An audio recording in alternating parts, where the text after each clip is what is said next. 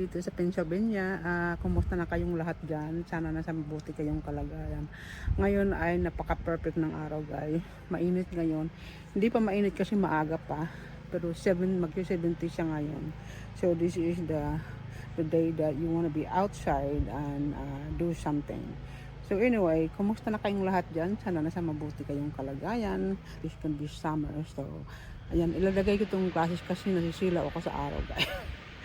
So, I just want to update to you guys about our scallions and garlic that we planted last 2 weeks, 3 weeks ago. Almost a month. So, during this spring.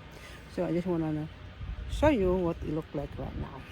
Okay, I'll see you there.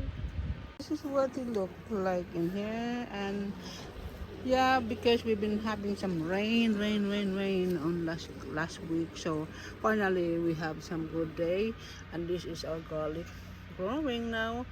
What it look like, it's getting big, and this is our scallion right here in a row, and also the scallion there, and a scallion over here, and also the garlic over here is growing too. But right there is doing good. So I can't wait to harvest some garlic. It's the first year that we planted garlic.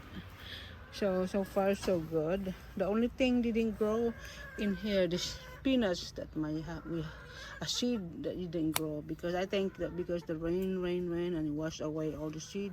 So but yeah, other than that, they're growing here pretty good. Ayan, guys. So, yan lang ang update ko. Alright? Okay, guys. Thank you for watching. Please don't forget to hit like button below, share, like, and please subscribe to my channel. Sangko to Antay. Bye.